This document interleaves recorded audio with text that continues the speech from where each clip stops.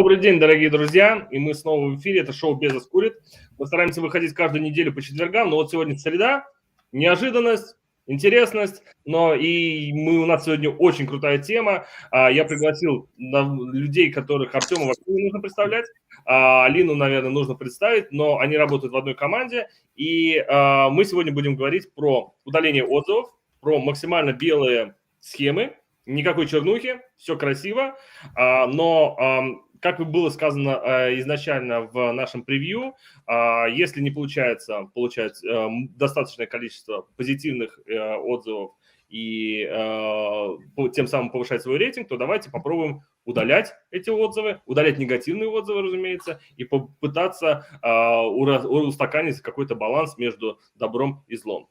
Артем, привет. Расскажи, как у тебя сегодня настроение, как мы сегодня будем общаться. Немножко интродюс. Всем привет, ребят. Рад вас видеть. Рад видеть ваши комментарии, вопросы, если будут.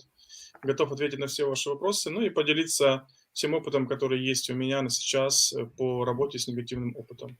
Как Антон правильно заметил, что все время мы акцентировали внимание на том, чтобы собирать максимальное количество отзывов, находить новые возможности, как получать больше отзывов, но никогда не думали о том, как работать с негативом. Ну и сегодня мы об этом поговорим. Да, я хочу сказать, что у вас у всех, где бы вы нас ни смотрели, на YouTube или на Facebook, у нас одновременно 8 сообществ, где вы смотрите наш прямой эфир. У вас всегда есть внизу такая полосочка, в которой можно написать комментарий, свой вопрос или свое какое-то пожелание. Вот, мы его обязательно прочитаем, и здесь я выведу его на экран и зададим вопрос этот Алене или Артему. Ни один вопрос не останется без ответов, мы это гарантируем, и сегодня это все бесплатно. Пожалуйста, вам множество полезной информации, которую вы сможете использовать самостоятельно, без какой-либо обязательности прихода к нам. Ну а если нужно, Insider Online, ссылка на сообщество в Telegram Артема и Алины вот здесь вот в бегущей строке. Пожалуйста, присоединяйтесь. Артем, давай начнем с тебя. Рассказывай про общие моменты, какие есть у вас методы для удаления отзывов. Насколько я понял, это два метода. Первый – это непосредственно жалоба на отзыв в Amazon, и вторая – это про общение с покупателем и удовлетворение его потребностей, какое-то его, это, как это говорится, умасливание. Да, сразу разделю то, что сказал, что жалобы на отзывы в Amazon – это парафия Алины, она занимается этим вопросом. Исключительно она занимается тем, что курирует этот вопрос. Вот. Я буду говорить о том, как коммуницировать с покупателем, чтобы максимально решить ту проблему, которая возникла у покупателя в момент, когда покупатель использует товар, да, получает опыт с тем товаром, который он приобрел, и если этот опыт негативный, как его превратить в положительный опыт. Вот, мы сегодня об этом детально поговорим. Да, да. Давай. Хочешь, чтобы я включил презентацию твою? Ну, давай я буду говорить, какие блоки, а ты будешь включать, окей? Хорошо, без проблем, давай.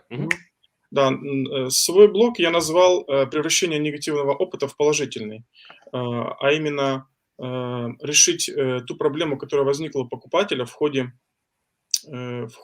использования того или иного продукта.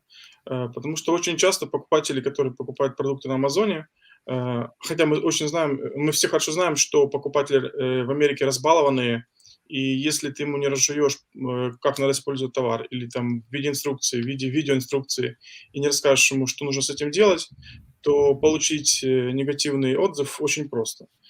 Поэтому наша задача найти подход к покупателю, который оставил негативный отзыв, и все-таки решить эту проблему, которая возникла у него в ходе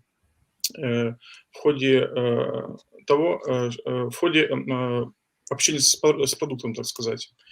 Что такое плохой отзыв? Плохой отзыв – это неудачный опыт покупателя с вашим товаром. После этого покупатель идет на Amazon, пишет все, что он думает о продукте. Даже бывают такие абсурдные ситуации. Поделюсь одной историей, когда женщина пишет о продукте, который предназначен для животных, а это был шарик для кошки. Кошка играет с этим шариком, и женщина пишет, что моей кошке не понравился шарик. То есть не опыт самого, да, покупателя, а опыт кошки описывает покупателя в негативном отзыве. Кошка и сама это сказала? То есть она Вот как-то на мы, кошачьи? да, мы, мы, конечно, это долго обсуждали, как кошка эту информацию передала, но это действительно смешно. Вот, и когда мы связались с покупателем и пытались решить этот вопрос, все-таки получилось нам договориться о том, что все-таки можно прийти к тому, что продукт реально рабочий, продукт свою функцию выполняет, а то, что кошке не понравилось, это ее субъективное мнение. Вот, и Понятно. получилось... Слушай, хорошо, тогда давай сразу ближе к делу. Как вы связываетесь с покупателем, вы им звоните, вы им отправляете открытки? У меня есть свой опыт, то есть мы год назад примерно отправляли им открытки, говорили, вот дайте нам возможность с вами пообщаться, мы там customer service хотим вам оказать, что такое, что не так. Как вы общаетесь с покупателем, какой у вас опыт в этом? Но есть много ресурсов, которые могут вам предоставить информацию о покупателях. Имея эту информацию, мы можем использовать разные каналы коммуникации, такие как почта, такие как Facebook, те же, допустим, открытки, которые можно отправлять по адресу и потом с покупателем контактировать там через любые платформы и так далее.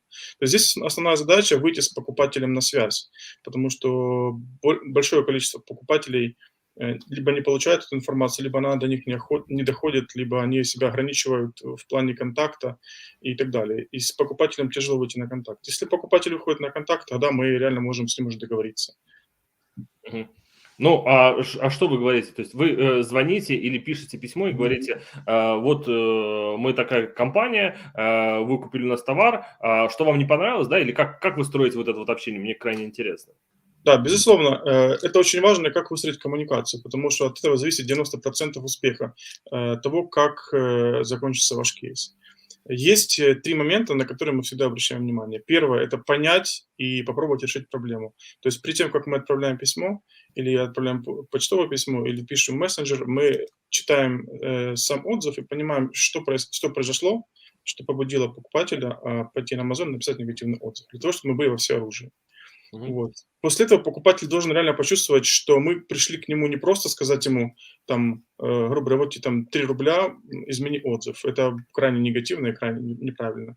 Мы делаем все, чтобы покупатель почувствовал реально нашу заботу о том, что мы пришли ему помочь разобраться в данной ситуации, и что мы на его стороне и готовы предложить ему несколько вариантов решений данной проблемы. То есть, как обычно, решений 2. То есть самые основные моменты, то есть самые популярные решения, которые выбирают покупатели. Мы предлагаем покупателю самому выбрать, что он хочет после того, когда мы решили проблему. Либо получить компенсацию за его неудобство, за тот опыт, который он получил, либо получить новый продукт, абсолютно, то есть бесплатно. Что выбирает покупатель, то мы ему предоставляем. Ну, новый продукт это в смысле этот же или какой-то другой? То есть, ну, в случае с мячиком кошке не понравился, зачем ей второй мячик? Если у селлера в наборе есть несколько продуктов, мы можем предложить другой продукт на выбор абсолютно бесплатно. Либо, допустим, если продукт был сломанный или он не работал, мы можем предложить ему точно такой же новый продукт. То есть ситуации бывают разные. В ходе общения мы узнаем проблему, узнаем причину и уже понимаем, как нам действовать. Либо продукт, либо компенсация. Также мы предлагаем стать членом клуба, еще есть такая возможность, но она используется крайне редко, потому что не все селлеры собирают аудиторию для там, дальнейших маркетинговых мероприятий. Ну, вот это вот мне было крайне интересно, ну, непонятно, потому что, по-моему, только очень крупные, то есть миллионники, прям вот миллионники, миллиардники, прям большие селлеры собирают свою аудиторию, хотя, мне кажется, то есть за этим вообще будущее, и за этим даже не будущее, а прошлое. За этим, без этого никак, если ты не будешь соединять аудиторию. Хорошо, давай я выведу твою презентацию, скажи, на какой слайд мне перейти. Давай сразу перейдем к кейсам, которые у нас есть. Поставь кейс номер 1. Да, хочу с вами поделиться одним из самых крупных кейсов, который нам попал. К нам обратился селлер, который попросил, так сказать, удалить большое количество негативных отзывов. Сам продукт находится в категории Pets, средний рейтинг 3,5, задача, то есть поднять рейтинг. Когда мы начали анализировать все отзывы, мы поняли, что, в принципе, проблем их несколько существует, после чего люди оставляли негативный отзыв. Это люди не понимали, как использовать товар. Здесь, конечно, мы также сразу же подсказали селлеру, что необходима либо расширенная инструкция, либо видеоинструкция для того, чтобы покупатели могли комфортно использовать продукт после того, как они его купят. Вот. И сразу же могу заметить, что через 6 дней после того, как мы взяли в работу этот кейс, а взяли мы его 15 сентября, и 21 сентября мы уже удалили 27 отзывов. То есть все было банально просто, люди просто не понимали, как работает продукт. Это какая-то электроника. Понятно, что мы не можем говорить, что это за товар, но это какая-то электроника, которая Да, сложно да, использовать, да? да, совершенно верно, Ну, да. Да. там, я не знаю, кормушка или поилка или что-нибудь, какая-нибудь штука, где нужно нажимать, и непонятно, как, Да, что где есть кнопочки, да, где есть кнопочки, где есть там активная коммуникация с продуктом и так далее. Мгм. Вот. И на 8 декабря мы из 543 отзывов удалили 267 отзывов. То есть вот такой интересный кейс, средняя конверсия составила 50%. Мгм. И из 90% из этих отзывов причина негативного отзыва одна и та же. То есть человек не понимал, как использовать товар. Все это подсказка селлеру, что нужно делать расширенные инструкции. Ну, вот это как раз в базовые вещи при создании листинга входит. Когда мы делаем под PL листинги, да, Мгм. нужно объяснить человеку картинками, не текстом, а именно картинками или видео, что это за товары, как его пользовать для того, чтобы избегать вот таких вот случаев. Ну и как он изменил инструкцию, да, ну, то есть картинки или видео какое-то добавил на листинг, чтобы в дальнейшем не было вот это вот 3,5. Наши рекомендации были, чтобы был снят видеоролик о том, как работает данный продукт, чтобы рассказать детально, что нажимать, как активировать продукт, как его выключить и как его управлять. Вот. Плюс добавить информацию в сам продукт, то есть в саму коробку продукта, что необходимо делать и как работать. То есть максимально заполнить информацией о работоспособности продукта, саму упаковку и дать какие-то интерактивные ссылки там, на те же там, внутренние какие-нибудь там амазоновские ресурсы. Окей, окей. Перейдем к кейсу 2, да? Да. Второй кейс. Мгм. Здесь у нас категория спорт. Это самый свежий кейс, самый последний из таких крупных. 44 негативных отзыва. Взяли в работу 31 октября. И уже на 9 ноября уже было удалено первые 2 листинга. То есть, в принципе, задача стояла поднять рейтинг и удалить отзывы, которые находились в топ-выдаче. Вот. Мгм. Ситуация точно такая же. Все опирается в понимание, как использовать продукт. Опять же, сталкиваемся с такой же ситуацией. Клиенты покупают, то есть покупатели делают покупку, распаковывают товар и не совсем понимают, как он работает.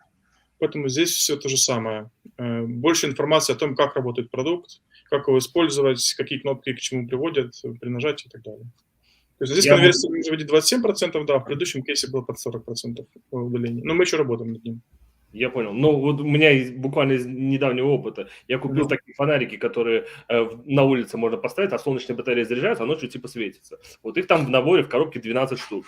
Я пришел, воткнул в землю, не светится, не Мгм. работает. Ну все, сейчас я буду менять, сдавать этот в Amazon, не работает, нифига это. И один из фонариков разгрызает моя собака. Мгм. Разгрызает, я ее беру, думаю, надо собрать, и поднимаю, а там под крышкой внутри переключатель, типа, нужно включить его. Мгм. Я откуда это должен знать, что там Нормально. нужно его разобрать, раскрутить, включить переключатель, чтобы это работало, и потом вот обратно воткнуть. Да, включил, там оставшиеся фонарики работают, но сама суть, ребята, когда вы делаете PL-листинг, дайте этот товар какому-нибудь своему другу, а лучше какому-нибудь американцу, и чем старее или глупее он будет, чтобы вот он прям вот его, знаете, пожевал, чтобы вот как он работает. Потому что вот из-за этого я бы сейчас сделал бы возврат этого товара, написал бы ему негативный отзыв, что ваши фонарики не работают, и человек бы, ну, продавец бы попал просто на ровном месте, потому что я, как получатель, да, я не понял, как это работает, я не нашел этой кнопочки. Да, там нам Так, что там было с категорией спорт? Тоже электроника или что-то, какой-то другой товар был? ну, это были маски для ныряния, так сказать. Маски для ныряния. И что там, непонятно, как работает? Или там Ну, какой-нибудь фонарик есть? были вопросы, что вот она там не одевается, она спадает, то есть люди не понимали, как там регулировать ее, настраивать и так далее. Окей. Вот. Окей. Вот. И ты правильно заметил, что да, чем человеку более пожилого возраста мы дадим поюзать товар, тем больше мы получим информации, что нужно добавить к продукту, потому что мы молодое поколение, мы еще разберемся, а люди более зрелого возраста, им Ну, может быть можно сложнее загуглить, разбираться. как минимум, да. Да, им сложнее разбираться, поэтому им важно дать максимум информации о том, чтобы они поняли, как товар работает. Да. Хорошо, давай дальше я тебя тут остановил. Дальше кейс 3, да? Нет. Да, это предпоследний кейс, это общая статистика, то есть что мы уже успели сделать на сегодня, то есть это общее количество отзывов, которые мы взяли в работу, общее количество удаленных отзывов и конверсия средняя. То есть мы постоянно просчитываем конверсию.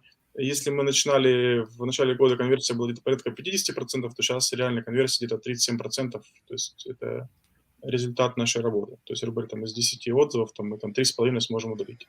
Связано с тем, что люди, не всем покупателям удается достучаться до них вот, и помочь им решить вопросы. Ну вот здесь вот как раз вот мой следующий вопрос.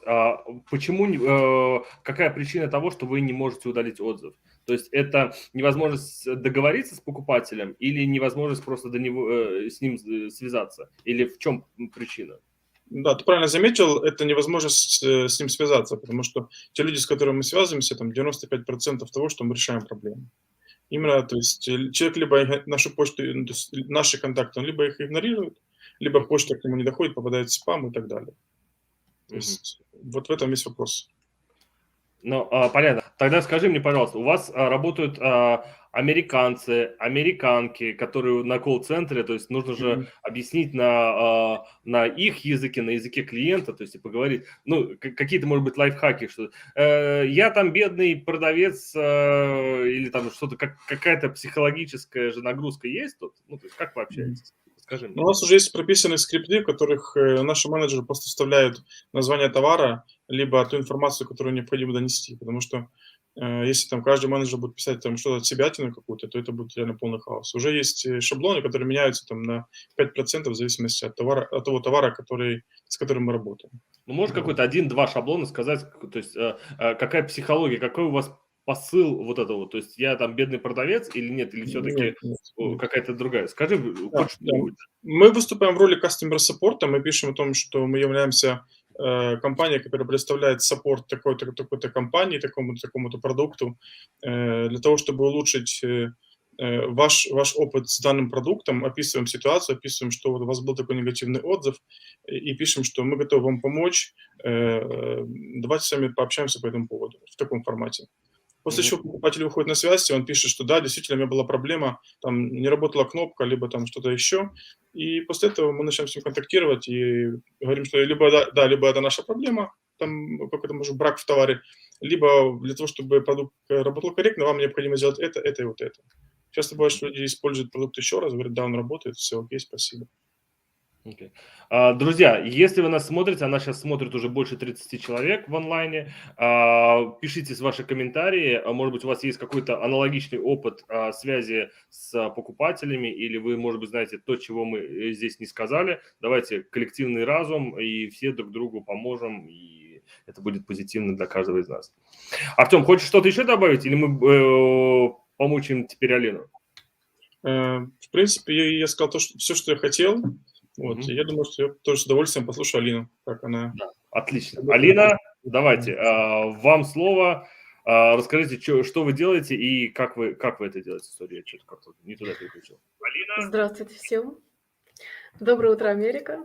Мы вообще специализируемся на фидбэках, начали свою работу. И, в принципе, не собирались заниматься отзывами на товар, но нам стали так часто писать, что мы решили, а почему бы нет? Мы, в принципе, уже знаем, как общаться с Amazon, и стоит попробовать свои силы. Сейчас мы углубляемся в эту тему, еще не все фишки. Если в фидбэках мы прошли все, вплоть и поперек, можем уже наперед сказать, что удалят, что нет, и отработана система, то есть мы знаем, какой отзыв удалять, какой, есть шансы 50 на 50, какой точно без вариантов и даже не стоит пробовать, то даже сама справка по отзывам на товары, я думаю, сама за себя говорит. Там гораздо больше всяких случаев, почему могут удалить, почему не могут, и за что Amazon ревностно борется, за что так вот, можно сказать, лояльно относится. В общем, наша вся работа строится на кейсах, и к кейсам мы еще добавляем апелляции к джафу, и либо через почты, которые предусмотрены для этого. Хорошо. А какую бы мне презентацию тебе открыть? Пример или вебинар? Давайте пока общую, а примерами мы уже закрепим. Да. Тут вкратце повторюсь. Нас любят очень компании, которые работают по дропшиппинге и флиппинге. И для них мы практически всегда на связи, потому что там другие правила игры, и очень важен рейтинг самого аккаунта, и очень часто мне пишут там, в 3 часа ночи, в 5 часов ночи, и надо срочно спасать ситуацию. Мы, конечно, стараемся по возможности всем помочь, и конверсия по фидбэкам у нас просто колоссальная, и я думаю, что мы в будущем еще вырастем. Сейчас примерно 80% отзывов, это даже не берем в расчет FBA, по IBM, нам удается решить. Ну, за остальные 20 мы еще поборемся. Для работы нас часто спрашивают, нужен ли доступ или нет. Мы работаем по-разному, в основном нужен доступ, но подстраиваемся тоже под запрос. Мы работаем исключительно по белым методам, это наш принцип, это основа основ, с которой мы начинали, и не собираемся уступать этому принципу. Что касается принципиального отличия, конечно, мы в работу можем взять далеко не все отзывы, это какой-то выборочный пул. Если даже отзывов 1000, мы можем там, например, взять 100 от силы, и то стараемся даже те 100 набрать, хотя бы за что-то можно было зацепиться, и дальше пытаемся Amazon убедить в том, что ему стоит удалить этот отзыв. Как и во всех других ситуациях, Amazon неохотно идет навстречу, очень часто отказывает, нарушая свои же собственные правила, и здесь уже вступают в игру наши какие-то фишки, наши методы. Например, поделюсь таким лайфхаком, конечно, это будет сложно реализовать, если отзывов мало, но, например, мы нашли возможность подстраиваться под работу сотрудников. То есть мы видим, что сотрудник лоялен к тому, чтобы удалять испанизмы или какие-то иностранные слова. Мы стараемся запустить серию кейсов, которые связаны именно с этим нарушением. Например, летом у нас очень хорошо удалялись отзывы, которые связаны с нецензурной лексикой. Казалось бы, какие могут быть тут еще вопросы? Нецензурную лексику однозначно надо удалять. А сейчас почему-то Amazon, может быть, изменил внутренние какие-то правила, может быть, еще какие-то моменты. Но на отказывается удалять такие отзывы, где откровенно нецензурщина. И это нехорошо, но мы постараемся, идем дальше. Есть статистика, можно вывести слайд. Да, Алин, извини, Да. пожалуйста, я хочу спросить. А Да. вот мат пишут, в отзывах или в фидбэках все-таки? Это куда пишут? Чаще все-таки в отзывах встречается, в фидбэках реже мы Ну, такое это такой встречаем. типа черный мат, то есть, по тексту уже видно, кто писал, или нет, это литературным матом вас покрыла учительница русского языка, английского языка. Нет, это такой откровенный мат, который однозначно должны удалить, но не удаляют. Причем кроме мата там бывает вообще ничего нет. То есть один мат. И, казалось бы, 100% должны удалить. Типа волшебное слово «фак», да? Вот фак, да? Через это все управляется, да? Да. Но это же Помогают и неэтично, и не по правилам должно быть. Это же нельзя же это все использовать. Давайте я в свой листинг напишу слово «фак» прям вот первым, да, в тайтл напишу слово «фак», да. Я думаю, забанят в те же сутки. В те же сутки, да. А отзыв, значит, этот. Хотя, может быть, там тоже какой-то национальный интерес, типа охуительно классный товар. Да? Нет, к сожалению. Не так? Бывает такое можно. Бывают примеси, бывает чистый, абсолютно чистейший. Там даже картинка нарисована. Там, например, крэп. Картинка? Да. Подожди, картинка не с товаром, а с чем-то таким, да? Крэп. Очень часто встречается такое... в тайтле и в теле отзыва только один крэп. И удали Amazon, ты же видишь, что совсем не информативно. Человек просто на эмоциях там тыкнул этот смайл и... Нет, даже за такие отзывы нам приходится сражаться, что мы, собственно, каждый день и делаем. Можно вывести... Окей. Да, можно вывести... Ой, не ту, вот эту. Угу. Можно вывести уже слайд, где мы показываем, какие отзывы. Да, вот предыдущий, пожалуйста. Ага. Да, это исключительно... Вот, это очень интересно, да. Это исключительно наша статистика, то есть мы подбили результаты за год работы, и здесь стоит сразу сказать, что, конечно же, больше всего отзывов, связанных с eBay доставкой, то есть какой-то поврежденный товар, дефективный, открытая упаковка, либо как-то неправильно хранилась. Этих отзывов максимально большое количество, поэтому их и больше всего удалили. Но если рассматривать со стороны лояльности, чаще всего все-таки Amazon удаляет отзывы, где есть персональная информация, то есть указаны либо контакты покупателя, который говорит, ну вот не понравилось мне, свяжитесь со мной по такому-то. Я потом приведу примеры, какие отзывы мы уже удаляли и какие каждому соответствуют, каждой причине удаления. И можно потом будет либо выложить в общий доступ, либо просить меня по личным контактам, чтобы я сбросила, и были какие-то ориентиры. Реже удаляют все-таки уже в последнее время. Мы удивляемся, когда удаляют нецензурную лексику. Это все, что касается, все, что можно там, вот, там, в общем, не буду, вдруг Facebook забанит за эти слова. Все, что можно отнести к нецензурной лексике. Мы причем идем, но также нигде это не прописано. Мы, поскольку имеем такую вот особенность писать каждый кейс индивидуально текст, то есть мы не работаем по шаблонам, мы работаем индивидуально, видим контекст отзыва и подстраиваемся уже под текст так, чтобы Amazon прочитал, и он убедился в том, что это ну, вот, вообще плохо, и это надо срочно удалить. По нецензурной лексике мы сразу поняли, что читают наверняка люди, которые не живут в Америке, им надо объяснить, что это такое, почему это плохо, и мы шли разными путями. Вот здесь вот мне интересно, как вы объясните слово «факт», почему это плохо? Я не буду выдавать конкретно тексты, пришлось даже обращаться до словарей и ссылаться на словари, грубо говоря, объяснять на пальцах, почему это плохо. И таким образом мы выиграли много кейсов.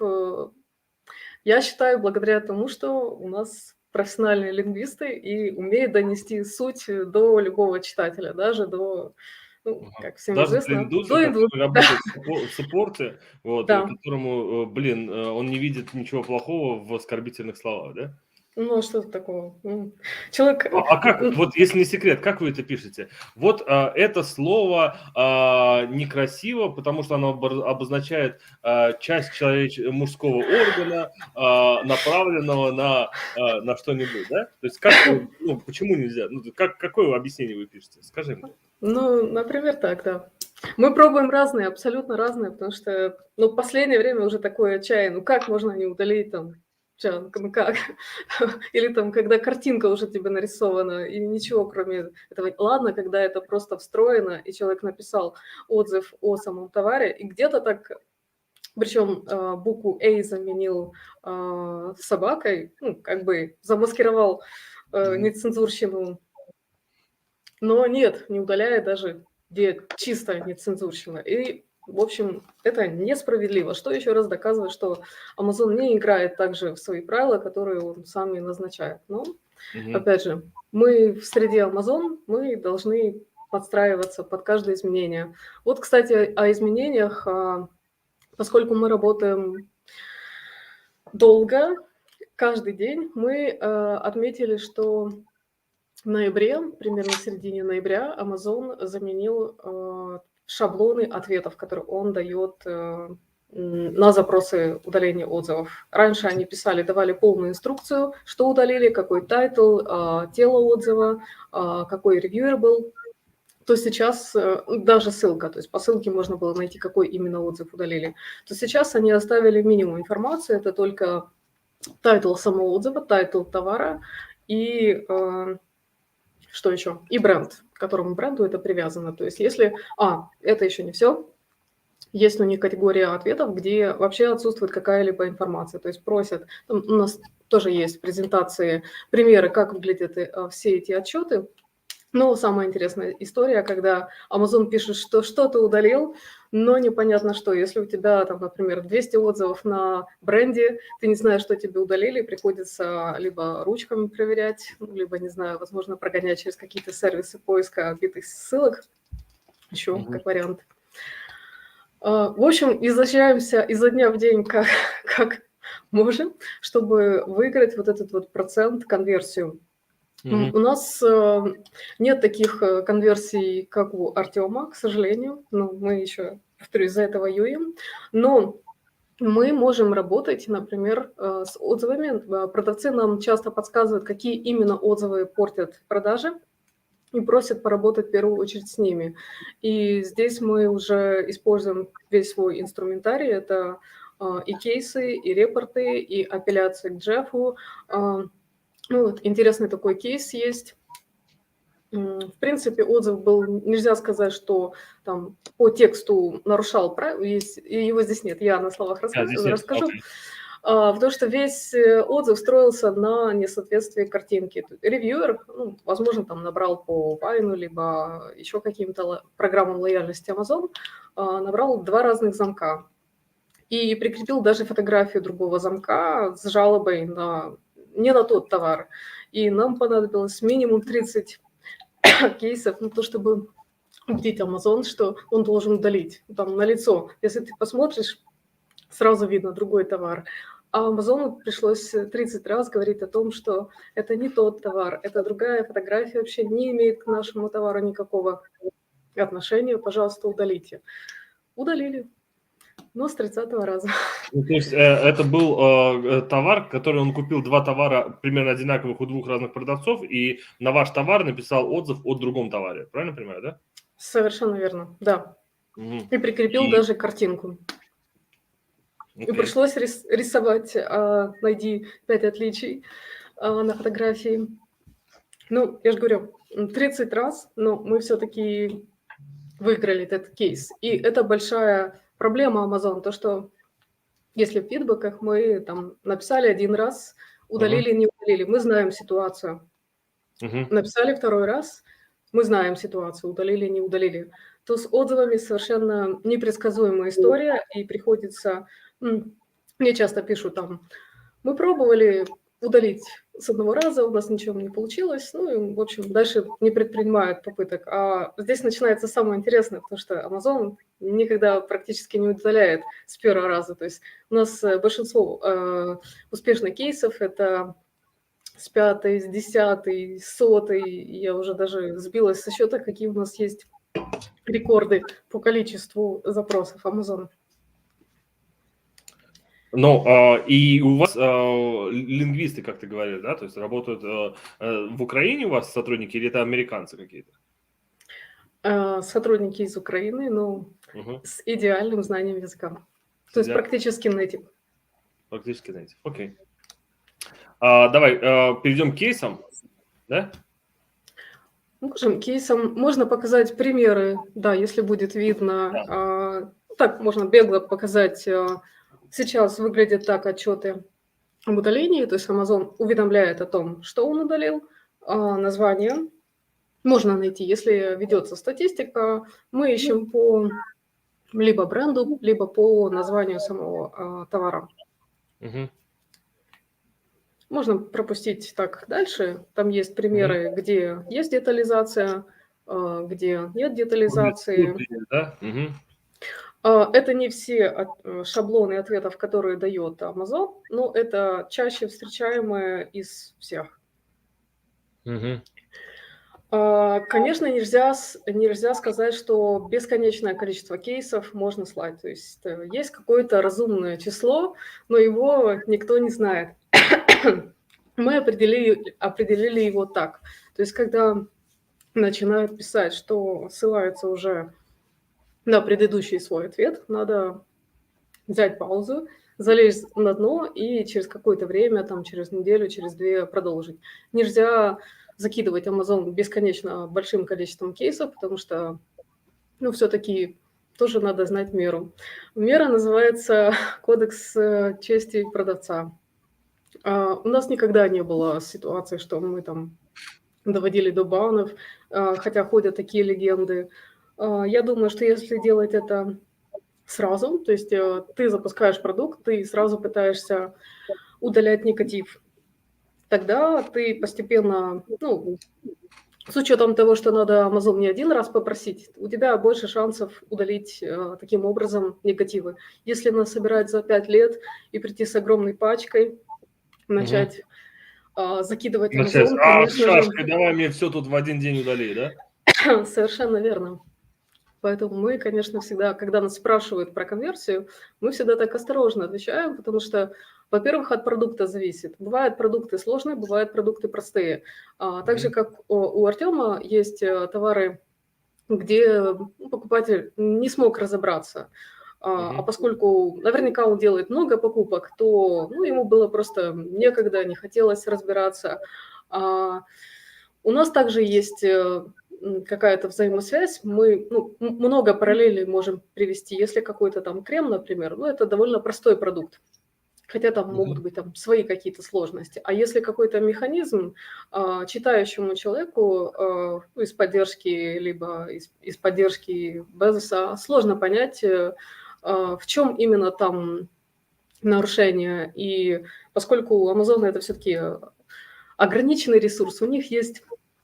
Возможно, мы можем только догадываться, там 2 секунды на прочтение, 1 секунда. Им довольно сложно принять решение, мы можем их понять, простить, поскольку за 1 секунду им надо понять, нарушает, не нарушает. И, в принципе, по большому счету, их отношения субъективные. Мы можем влиять только словом, то есть убеждать все-таки, пожалуйста, удалите и приводить аргументы. Аргументы – это самое главное, то есть правильно выбранные аргументы, потому что же бывает все-таки отзыв нарушает там не одно правило, а сразу там в 3 попасть. И про упаковку пишут, и там цену зацепили или еще что-то. Тут правильно выбрать Какие вот еще есть категории, скажем так, отзывов? Это, безусловно, там какой-то иностранный язык, кроме английского, мат, про FBA, когда там строки, это как бы к вам не относится, поэтому это должно быть удаляться самое простое, да, или нет? Можно открыть уже примеры, это вторая презентация, и там подробно с примерами, да, с вот нашей, это интересно. С доставкой FBA довольно много причин связано, их не одна, и в каждом случае можно уже даже... Да, следующий, да. Первым мы выбрали персональную информацию, так как считаем, что это гарантированно должны удалить. Все-таки Amazon за защиту информации, персональной информации как продавца, так и покупателя. Он такие отзывы старается удалять, сразу реагировать. Можно дальше. Сразу скажу, что это отзывы, взятые с нашей статистики. Вверху подчеркнутый это тайтл отзыва, который был, и следующий текст это тело самого отзыва. То есть про поврежденный товар, можно следующий слайд. Поврежденный товар тоже удаляется, потому что это не соответствует, это типа к продавцу не имеет никакого отношения, да, это Amazon. Совершенно верно. Что-то потерял Amazon, опять же, мы не виноваты, поэтому Amazon должен удалить. Вот здесь вот 2 stars, потому что missing. Many of the parts are missing, hopefully they will send with what missing. То есть они отправили неполный товар или неполную комплектацию, да? Соответственно, какой мог сделать вывод покупатель о нашем товаре? Мы не виноваты, удалить. Следующий слайд. Согласен. Открытая упаковка. На самом деле таких отзывов про грибы у нас довольно много, и не всегда так лояльно Amazon к этой именно части что относится. Ты имеешь в виду, подразумеваешь под грибы? Грибы это в смысле?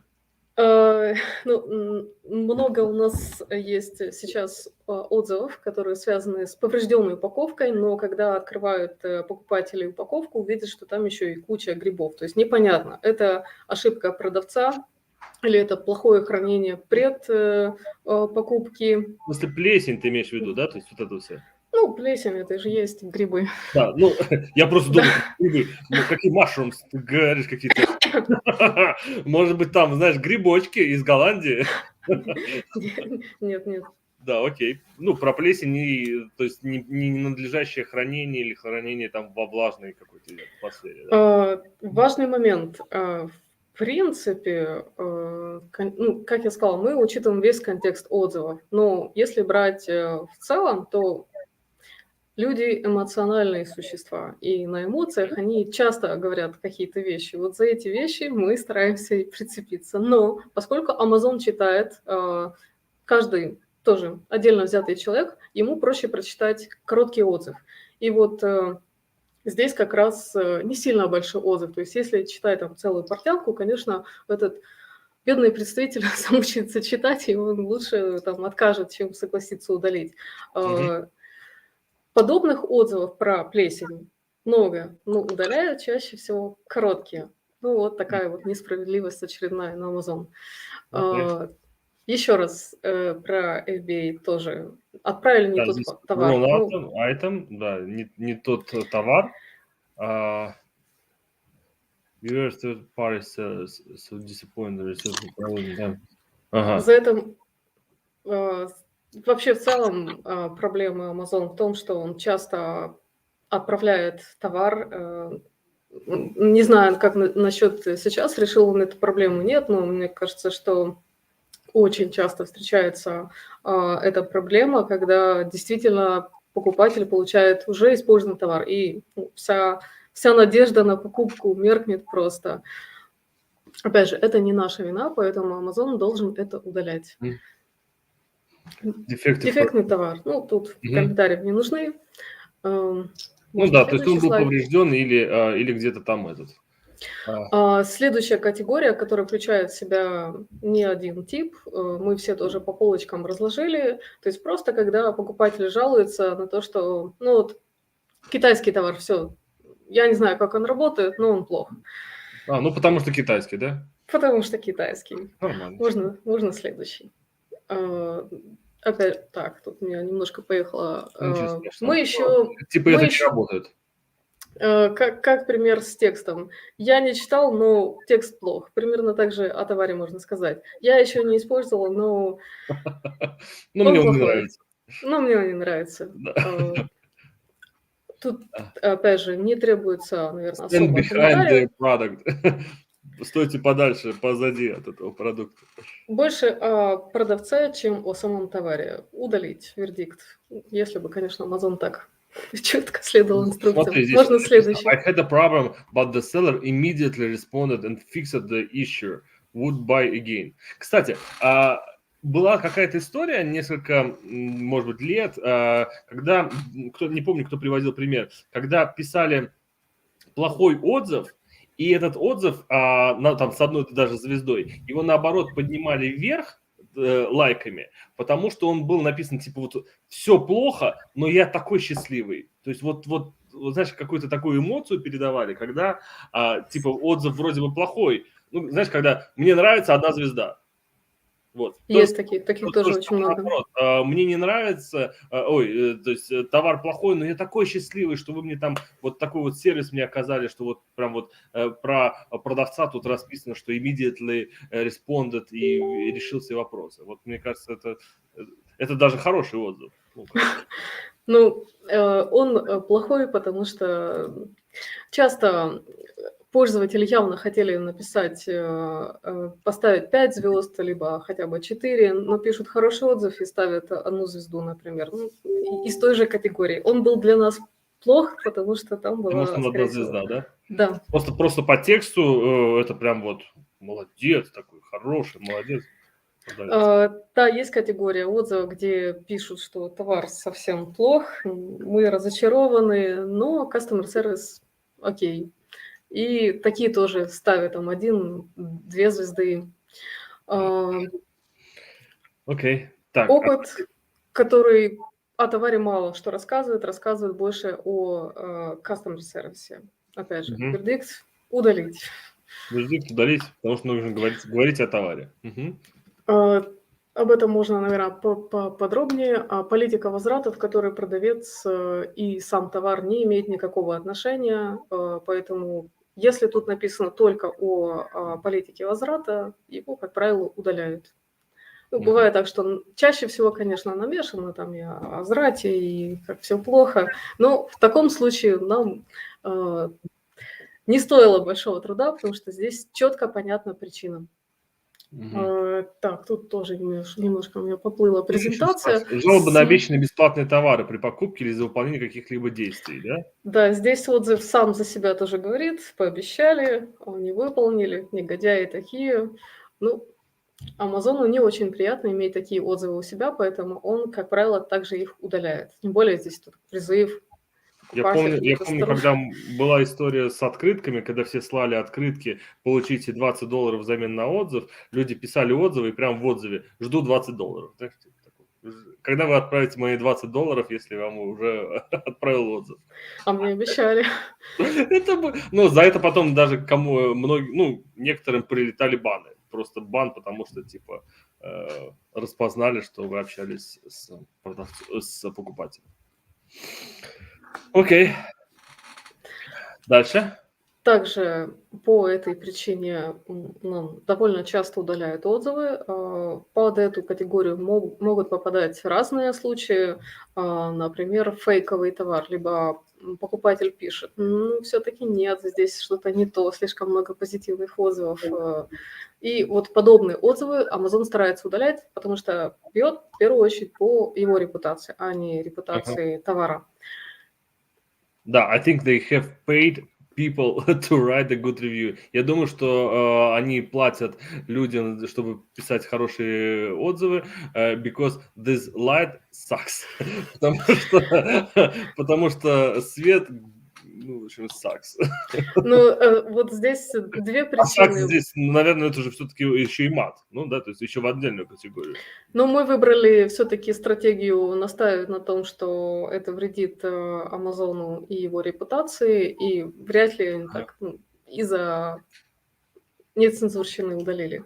Ну, да, наверное, здесь все-таки, потому что это не об Амазоне говорится, да, sucks, а о свете, то есть не светит. Цены. Тут тоже все просто.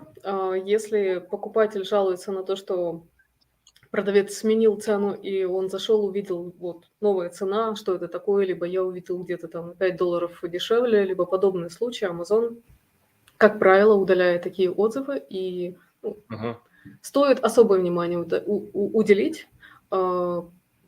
Часто их привязывают еще к какому-то бренду, например, я купил это на Walmart, или я видел это на Walmart. Мне кажется, да, это совсем сразу, да. Должно бомбить от этого. Тут не так все просто.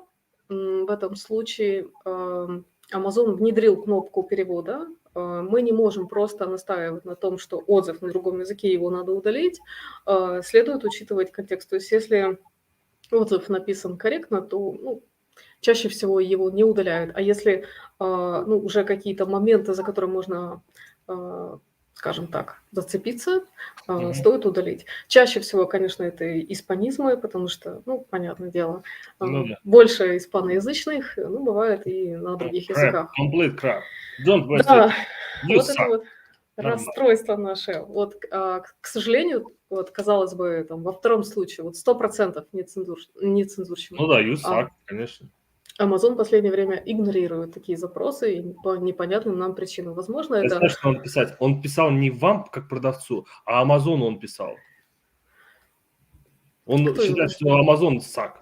Кто его знает? Ну тогда Amazon должен обидеться и удалить этот отзыв, потому что это же в отношении Amazon. Должен, но он что-то почему-то не обижается уже на них. Может, это стало уже как частью речи, и что тут обидного. Мы можем только догадываться. Ну да. Здесь также все очевидно. Часто пользователи прямым текстом пишут другие какие-то названия сайтов, где они купили или могли бы купить. И Амазону, конечно, это не нравится, потому что вы пришли на эту площадку, и вот вы видели, что покупали и по какой цене. Здесь конкретно упоминается бренд, и нам его удалось удалить. Тут, наверное, надо объяснить, потому что ситуации бывают разные, Amazon по-разному. Если товар, опять же, сложный, то бывает очень непросто доказать по этой причине, почему Amazon надо удалить. В этом случае нам повезло. Часто покупатели не читают, делают свой выбор, так скажем, наобум, и пишут о том, что не подошло. Если они указывают какие-то конкретно характеристики, опять же, есть за что зацепиться. Если просто мне не подошел размер. Вы купили вот такой товар, а зачем вы пишете про другие размеры, да? Бывают случаи, когда вносят изменения в листинг и потом уже просят о удалении такого отзыва. И такие кейсы у нас, ну, например, наверное, один запоминающийся кейс Organic Code. Очень тоже Amazon ревностно относится к таким словам, и действительно не было сертификата о том, что продукт органический, но запустив товар, уже начали приходить жалобы на то, что товар на самом деле не органичный. Внесли изменения в листинг, начали подавать запросы, и ура, с 40-го раза получилось удалить. Если у кого-то выдержка 40 Как раз можно писать, 40 апелляций написать? Это же сколько дней нужно потратить? 40 дней, даже если по одной апелляции в день на один товар. да. И это еще одна несправедливость. Еще одна Потому что несправедливость. Amazon, Ребят, мы да, забыли совсем про наших зрителей. У нас здесь насыпалось несколько вопросов. Я давайте. их задам. Если у вас есть, если вы нас смотрите, у вас есть вопросы, пожалуйста, еще напишите. Мы скоро будем заканчивать, но на все вопросы постараемся ответить. Наверное, вопрос к Алине. А работают письма на их почту или только кейсы? То есть вы только кейсы делаете или почту в Amazon пишете? Как это у вас? Мы чаще всего работаем через кейсы. Письма тоже очень хорошо работают.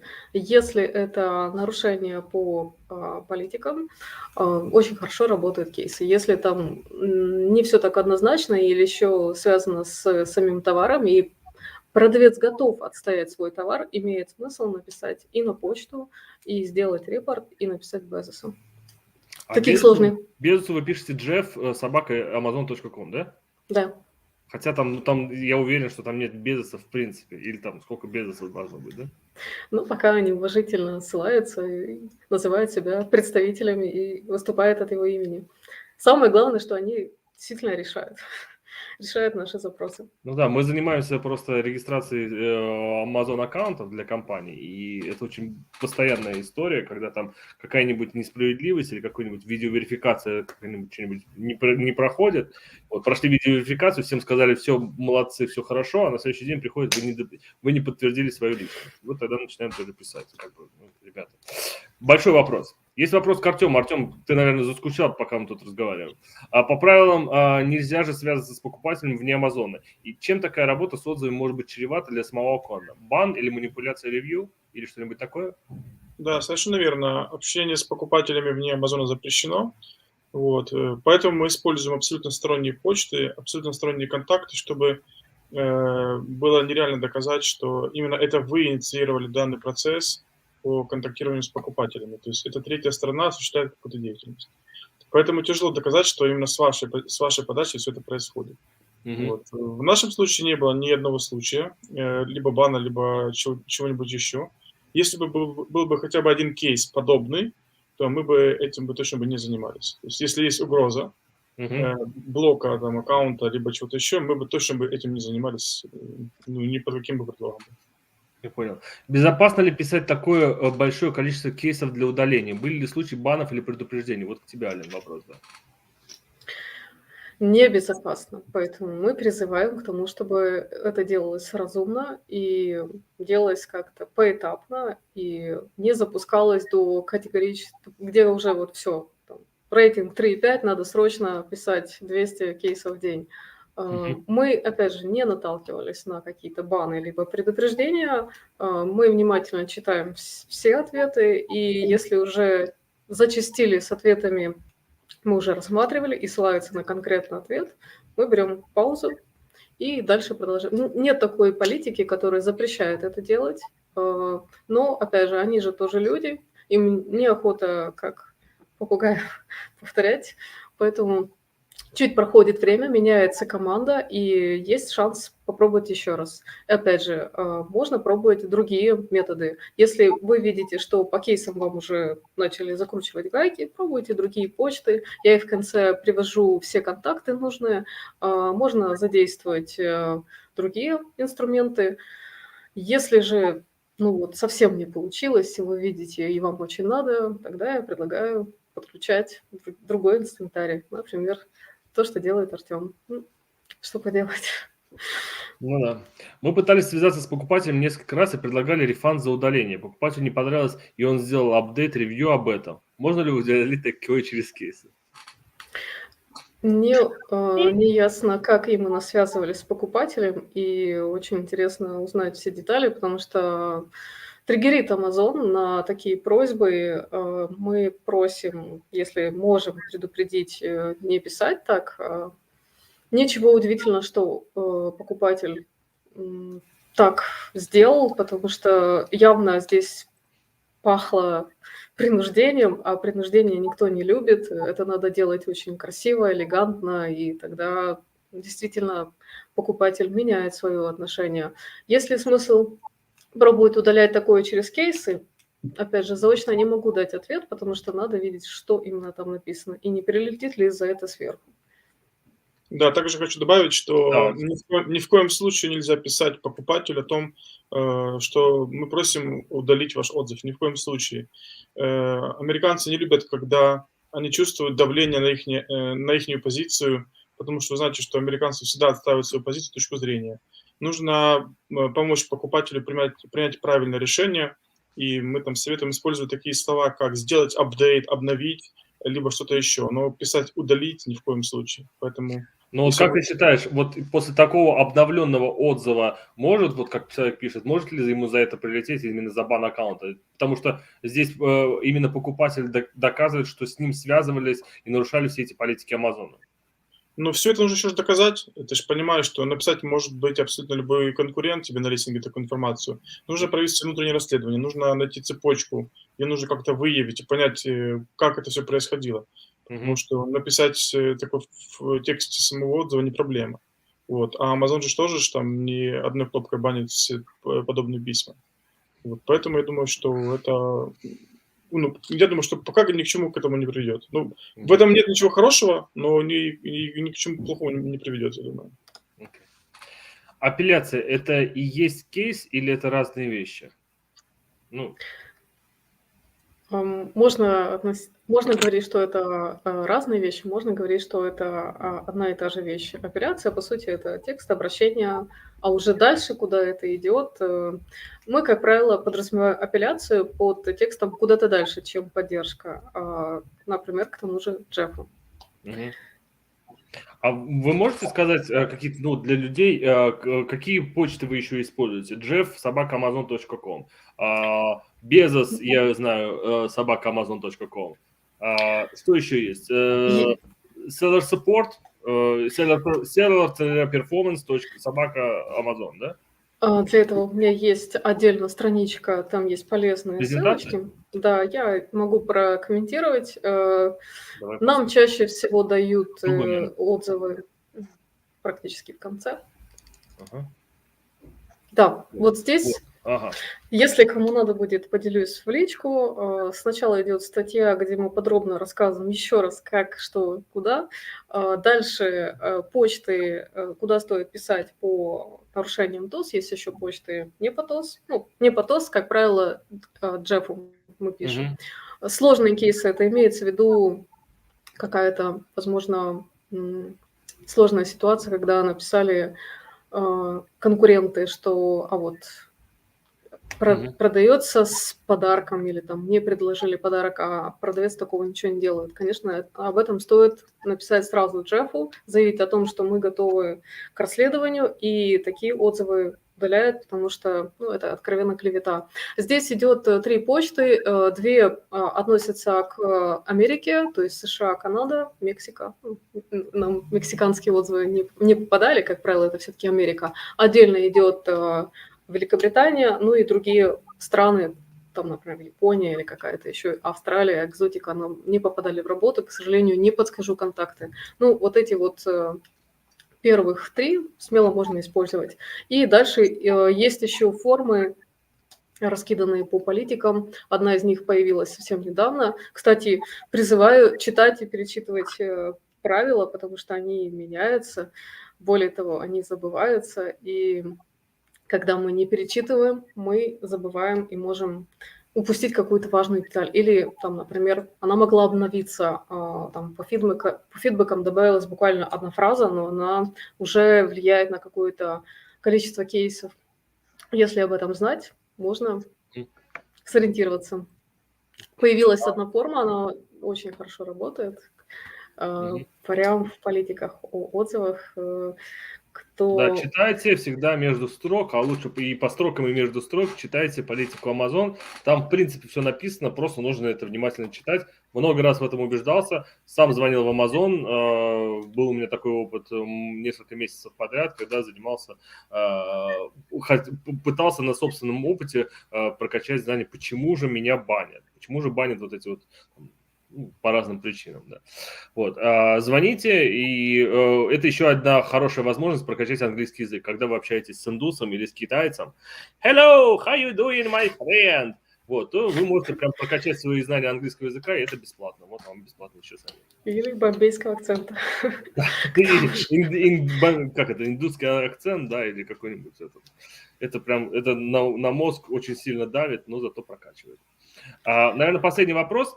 Можно ли позиционировать, что отзыв был написан конкурентом с целью нечестной конкуренции, если это правда? Да, можно. Можно попробовать. А как это можно доказать? Ну вот какую-то есть следственная связь? Вы делали так? Ну то есть почему, как вы аргументируете, что это отзыв написан конкурентом? Мы стараемся обходить таких формулировок и не катить бочку на конкурентов, потому что Amazon тоже триггерит от ежедневных слов о том, что это наши конкуренты, и за каждым углом буквально конкурент видится. Мы очень редко намекаем на то, что это действие третьих сторон. И вот этот вот кейс, когда написали, что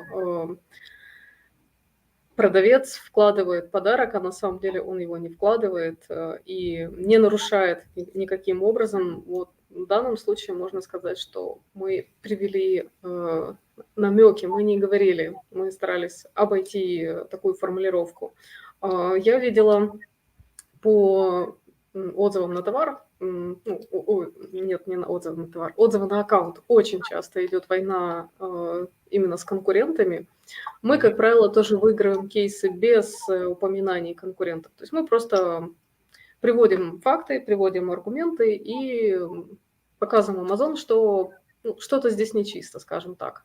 Я видела, поскольку мы работаем и видим, что писал до нас продавец на аккаунте, что он писал покупателю. Часто мы видим такие очень интересные истории. Иногда мы видели, что это срабатывает, когда писали, на самом деле притянутая за уши причина про завышенная цена, виноваты конкуренты, и мы удаляли.